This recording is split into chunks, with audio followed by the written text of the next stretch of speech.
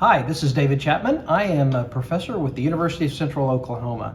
I am currently in Montreal, Canada at the Arello conference, and I am taking a short break here to talk about environmental constraints.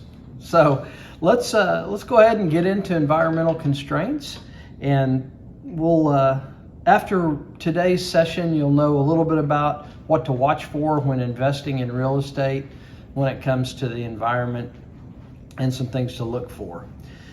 Just as an introduction, we are now required in many places and many types of property, many asset classes, to have permits and regulatory approval before doing development or even purchasing certain assets.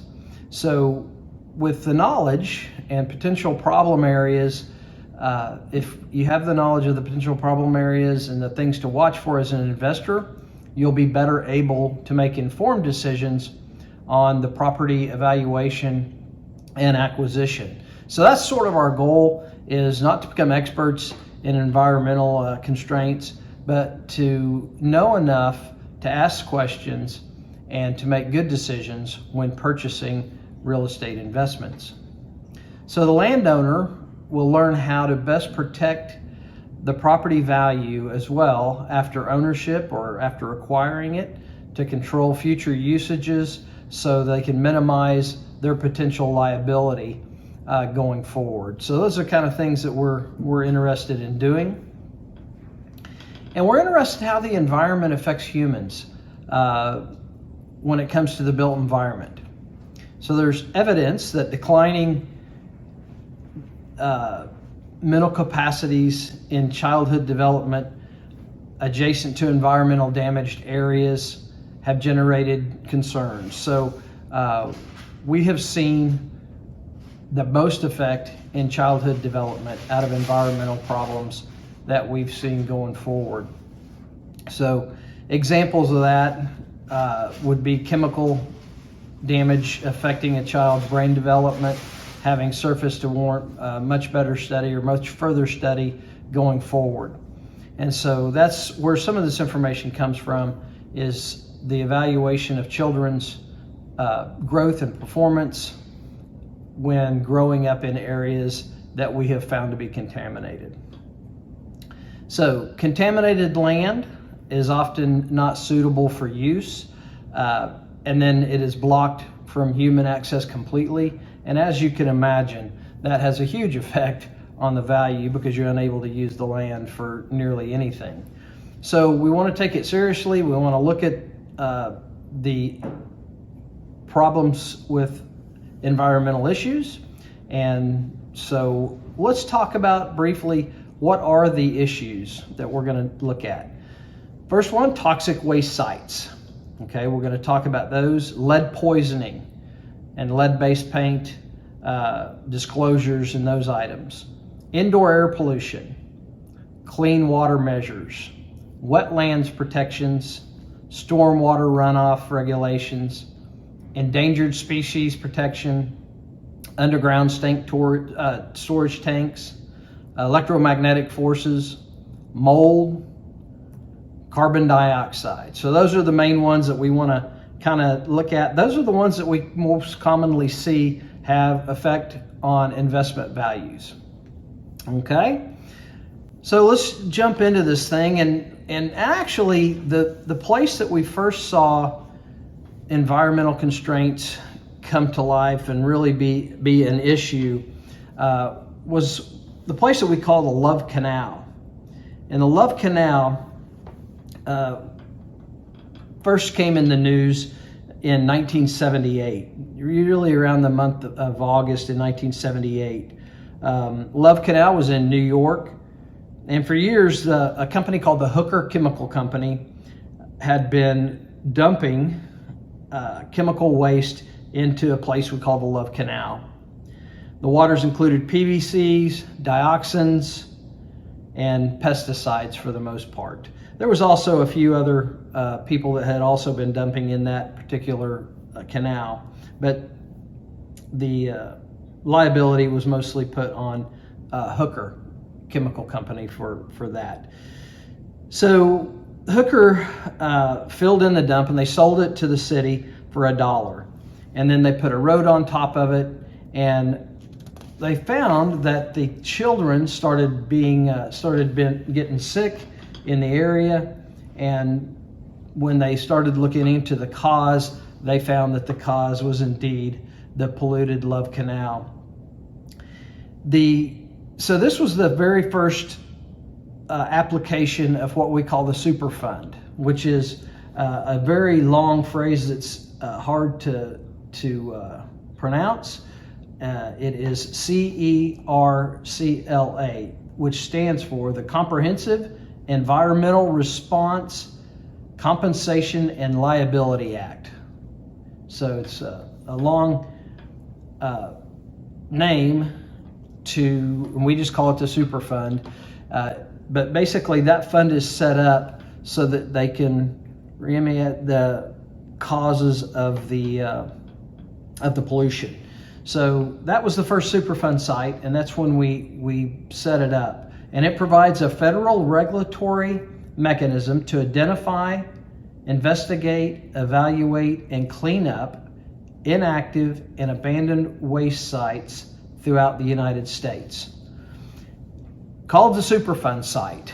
And we're familiar in Oklahoma with the Superfund site because we have the largest Superfund site in the United States at this time, and that is Tar Creek. Tar Creek is in the northeast corner of Oklahoma, and it was caused by mining. We mined that area for lead in both wars. A huge percentage of all the lead to make bullets came from that area of the country, and they basically mined that area, and when they were through, they left the area. And today, it is polluting the waterways. Spring Creek is quite polluted from this area. The towns up there are Commerce and Pitcher, Oklahoma, and those areas. Pitcher is now a ghost town. All the properties were bought out with the Superfund, and so now there is just basically the chat piles, which chat is the material that was taken out of the mine and sort of the leftovers after the minerals were taken away. So that site is active. It is still a Superfund site, and we're trying to clean it up at this time. So that makes us pretty familiar in this area of the country with the Superfund site. Well, let's talk about a little bit about the determinations of violations in the Superfund. And the first one we talk about is releasing. Releasing is the dumping of the material. So this is actually the physical act of releasing it into the environment. Okay, so whether it's through the air, through the water, or through the ground, this is the releasing piece. That's the first one. The second one is the hazardous substance itself. What is the substance, and where did it come from, and what is it used for? We look and try to figure out what the substance itself is. There's about 717 different poisonous materials that the EPA determines as hazardous, and so we have lists of those things, and they monitor those things. The third one is facility. The term facility is a broad definition including any locations where a hazardous substance has been disposed of or stored. So that's the facility. So we have the release, we have the hazardous substance definition, the facility, and the next one's the environment. As defined by the Superfund site, the environment includes the air, land, or surface, or water, or ground, but not the interior of buildings or other man-made structures. Okay, so this is the exterior. All right, so that's the environment. So those are the things that we look at: release, hazardous substance, facility, and environment. Okay, determinations of violation. So who's responsible? Well, first, the party who arranged for the disposal of the treatment would be responsible. Secondly, the party who transported the hazardous substance. It would be more like a trucking company, likely. The prior owner or operator of the property, and the current owner and operator. Okay? So in the end, I will tell you, it's the deepest pocket. Mostly everybody will be accused and have liability, and those with the deepest pockets are likely to pay the most. Unfortunately, that's sort of the way the system works. Toxic waste sites. What is a toxic waste site? And who has the liability, and how do we protect ourselves? There is a defense to cost recovery actions that we can talk about called the Innocent Landowner Defense Fund. The Innocent Landowner Defense. The first thing you want to do to protect yourself from being liable for environmental contamination when you buy something is to do what we call a phase one. A phase one is a limited inquiry focusing on readily available sources of data and culminating in an inspection on site, including an environmental consultant when needed. So I would recommend anytime you buy a piece of property that you would actually hire a civil engineering firm to do a phase one assessment. This is standard procedure for us when we buy land. What they're going to do is they're going to go in there and they're going to look at the county records, they're going to look at prior ownership of the property, and they're going to go investigate it, inspect it, and see if there's any reason to believe that there is any further concern for any contamination. If there's not, they're going to give you a letter with a clean bill of health saying that they have found none and don't see any reason why you would need to investigate any further. If you do a phase one, that protects you going forward for your liability. So I would recommend that. Now, what if during the phase one, they find an issue? If they find an issue in the phase one that warrants more investigation, then you do just that, and that is called a phase two. A phase two is information obtained from doing further investigation, such as samples, to target areas that are believed to be contaminated. So they will actually take a sample of the soil, for instance, or the air, and they will take that to a lab, and then they will check it out and see if there's any reason to go further. And further would be a phase three assessment, which determines the type and extent of the contamination. So I have in my past had a property that had some contamination after the phase one, and we had to go to the phase two, and we had to actually do a cleanup. It was a pretty innocent situation that a car had actually had fluid leak out into the dirt. And so they made us do like a 6 foot by 6 foot cleanup. So we basically just dug out 6 foot of soil and 6 feet deep, and we put in new soil that was clean. So we had to, when we dug down, we had to do another test to make sure that we had gotten all of the contaminant, which turned out to be motor oil.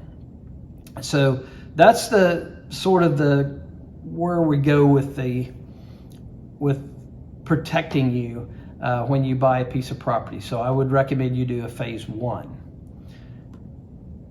Now, storage tanks. A lot of people buy properties that have been previously used as gas stations or anything else that requires underground tanks. So underground tanks have an internal lining, and they have a protection for rust. They have spill overfill prevention equipment, release detection systems. But here's the problem. We didn't always have that technology and all these things in the past. And so when you buy something, you have to determine what that storage tank, what technology it has, and what the chances are that it might have leaked. So when you remove the tank, then you'll have to do some investigation to the soil underneath the tank to ensure that that tank has not leaked and that it's ready for development. Okay, let's talk a little bit about lead poisoning. The sources of lead poisoning are inhaling it, and ingesting it. Those are basically the two ways that lead gets into the bloodstream. And 1996, we had the lead-based paint rules come out, and the HUD and the EPA issued a joint rule that requires sellers and renters of houses built prior to 1978 to disclose to potential buyers or tenants the presence of lead-based paint hazards to housing. Now, what's important to know is you're required to do three things. You are not required to clean it, to get rid of it. You are required to disclose that it's there if you know it. Okay, so the first question on the disclosure is going to say, do you know of any lead-based paint? The second question is, have you tested for lead-based paint? And then the third one requires you and asks you if you've provided a pamphlet to the tenant or the buyer on the risks of lead-based paint.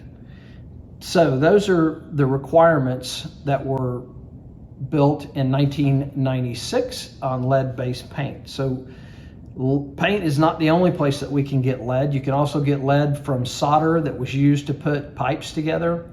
And if water goes through those pipes, a certain amount of that solder can come loose, and it has lead in it. It can get in that water. So old buildings and homes may have lead-based paint solder or lead-based solder used to weld the pipes together. So we'll want to watch for that. There's also lead and some other substances that we want to watch for. Well, how do you know and how do you, if somebody has lead poisoning, and what are the risks? Well, lead poisoning typically affects children, pretty much below 5 years old, maybe below 8 years old, but that's typically the population that is most affected by lead. Okay, so we want to be very careful around infants and children when it comes to lead. So we can test it with blood tests to see if there's actually lead in the bloodstream. So what does it do? Well, it hurts their learning capability. It slows down their learning and their brain development. And so things like counting, math skills, and things like that are hampered by lead in the blood. Okay, so that's lead-based paint and lead contamination. Let's talk about indoor air pollution. Indoor air pollution, we have formaldehyde gas. Not something that we see a lot, but formaldehyde is used as an embalming fluid. It's also used in some products such as beer in some places and foods to keep them from spoiling. Secondly, we have asbestos used in building materials. Asbestos was used in insulation. We typically see asbestos in ceilings and in walls used in insulation processes, or we see it encapsulating pipes. It's a squishy kind of material that you'll see possibly there, or we might see it in tile, or we might see it in siding on homes, those sorts of things. Problem with asbestos is this, it's not dangerous unless it is disturbed. If you break it loose and then you breathe it. So it has to get loose, the fibers get in the air, you breathe it into the lungs, and it can cause breathing problems, and it's a cancer-causing agent. Third one, tobacco smoke. I'm old enough to remember when people smoked on airplanes, people smoked in office buildings, theaters, bars, restaurants. And so that is an indoor air pollution hazard that we take seriously. Even today, I think there are still some bars and pubs that it's legal and accepted to smoke in, and those are indoor pollutants, tobacco, the nicotine. The fourth one that we talk about on the list is biological pollutants such as bacteria, viruses, and things in that nature. So this comes very personal for those of us that just experienced, everybody that experienced the pandemic, COVID. So this would be in that category, the viruses. And so we have learned a lot about protecting people in the built environment or protecting people in crowded places from viruses.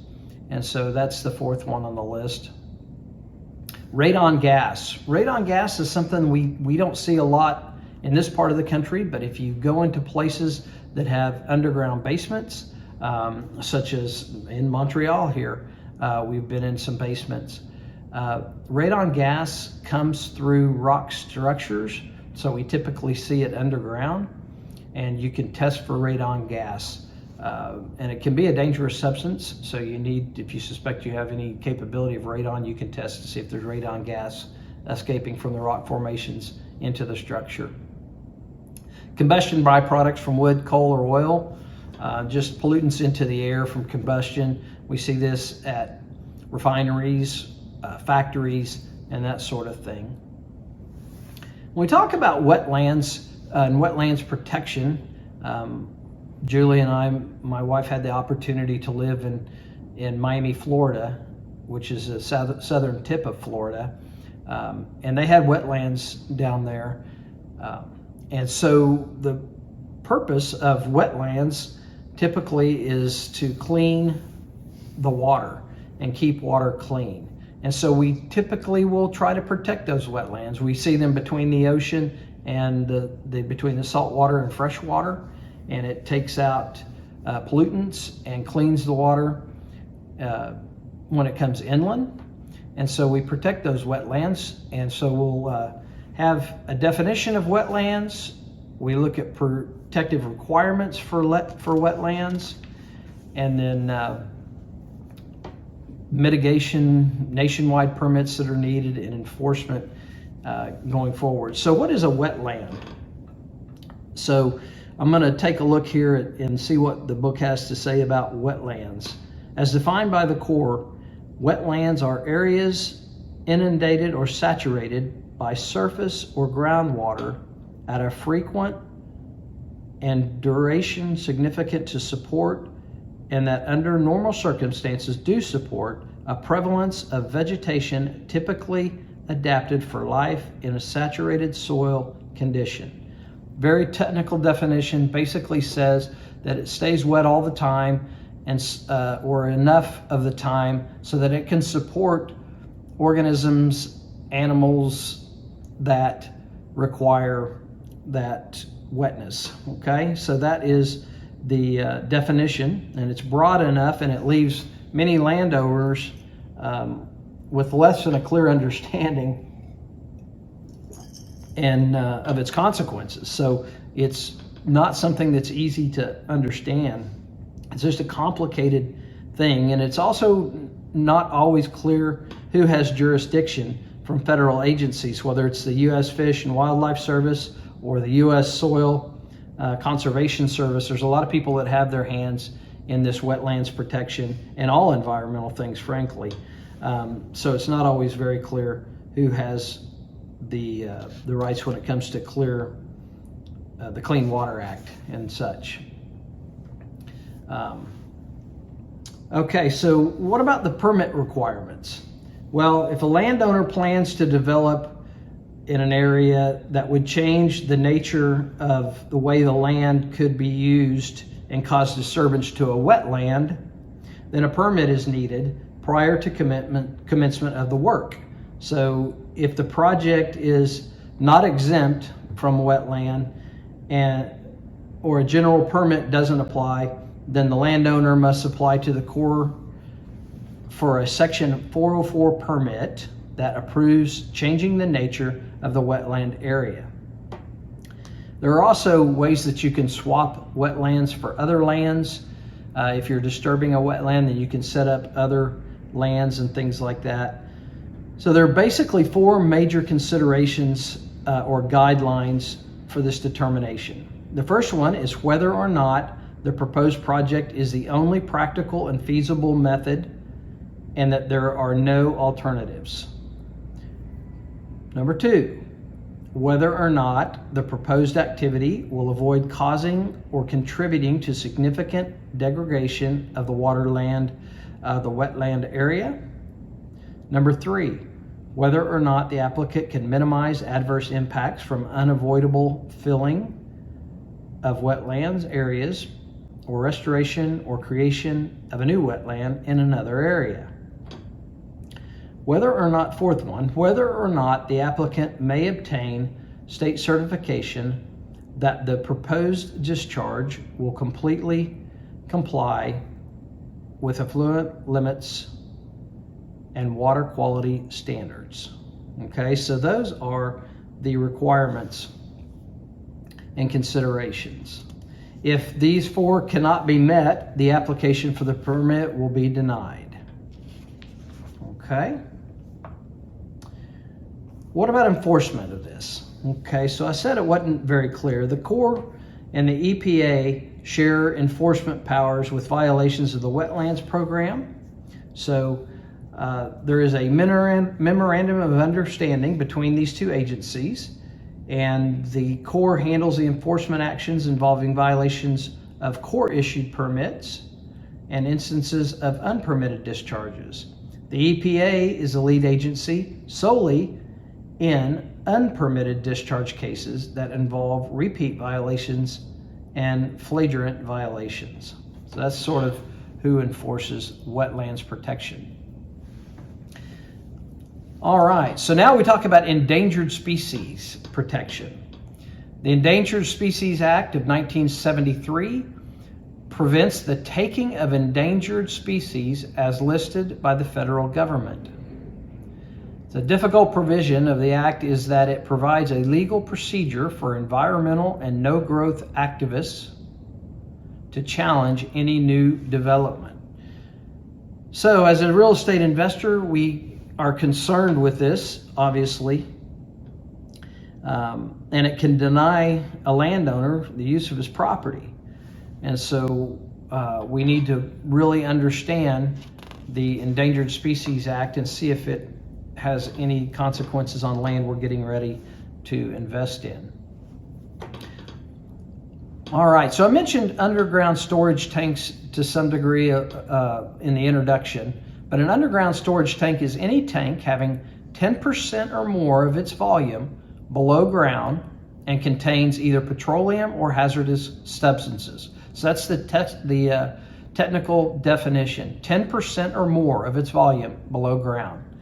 The EPA estimates that 2 million underground storage tanks are covered by the regulations and that 95% of those are used to store petroleum or its products. I think we would probably find a lot of those in gas stations around the United States. So there is cleanup processes in place that I talked about earlier as far as testing the soil after you remove the tank that is necessary. We also, in the introduction, talked about electromagnetic forces. There have been a lot of studies that have linked electromagnetic forces to cancer. In 1996, the National Research Council issued a report that stated that the current body of evidence does not show that exposure to these fields present a human health hazard.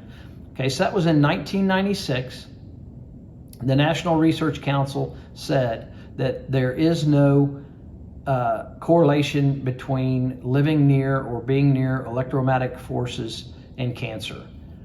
However, there continues to be some sort of a reduction in value of properties that are around high lines and big sort of electrical equipment housing facilities, because there still is rumors, there still is people that believe that what we call EMFs, electromagnetic forces, have a effect on human health. So that is electromagnetic forces. Mold is another one that we see a lot. No studies have shown that the inhalation of mold spores and what we call mycotoxins at levels expected in mold contaminations indoor environments are responsible for causing measurable health effects. Okay, let me say it again. So when it comes to mold, there have not been studies that show that inhaling mold spores and possibly what we call mycotoxins at levels expected in mold contaminating indoor environments are responsible for causing measurable health effects. So we still get complaints of people that are irritated by mildew and mold. And so we need to be very careful with those. And we need to, if we have mold, typically mold needs two things to grow. It needs a constant moisture source, and it needs a dark environment in order to continue to grow. So we see those that are caused by in attics from leaky roofs. We see them in HVAC, heat and air systems, that are putting off water and leaking somewhere and staying moist in a dark environment that will continue to grow. And so we have to get rid of the mold. We have to treat it, treat the area, and go from there. So as a result of continuing legal action against mold, the ability of tort lawyers to sway otherwise well-intended but misinformed juries, real estate practitioners, inspectors need to understand this mold issue, and we need to do everything in our power to prevent it from being an issue, so we don't wind up in court trying to prove our innocence or prove that mold doesn't cause health issues. Next one I want to talk about is carbon monoxide. Carbon monoxide is something we need to be very careful with. There are carbon monoxide detectors. It may not be completely obvious when you need one of these. It is an odorless, carbon monoxide is an odorless, colorless gas produced by the combustion of natural gas, oil, or propane in furnaces, water heaters, and stoves. The harmful levels of CO, carbon dioxide, can result from incomplete combustion of fuel, improper insulation, oil blockages, leaks, and cracks. So this colorless, odorless gas can get in the environment and people die because of this. It can result from things that we don't always consider. I'll give you an example. We built a garage apartment, and in the inspection, when they came in, we did not have a CO2 detector. And I said, well, we don't have gas in the place. And the inspector said, yeah, but it's built over a garage. Your car downstairs could be running, and then the gases could be escaping and going through the floor into the apartment, causing an exposure to carbon monoxide. So those are things that we need to think about, and they're very inexpensive, they're easy to install, and these detectors will protect us. So always put a CO detector in your properties. All right, there are some new things that you can go on jdavidchapman.com, such as the PACE program. A guy by the name of Bert Belanger that runs the PACE program. It is a financing program for buildings built to certain requirements environmentally, and so there's some advantages to doing that. So lots of financing programs that take advantage of taking care of the environment. We see wind energy that also has some government subsidies and some help, some tax help with using wind energy. So you might look into those. For the most part, that's what we want to kind of look at, and the issues involving the environment when it comes to real estate investments. So I appreciate you being with me here and joining me for this session, and we'll see you next time.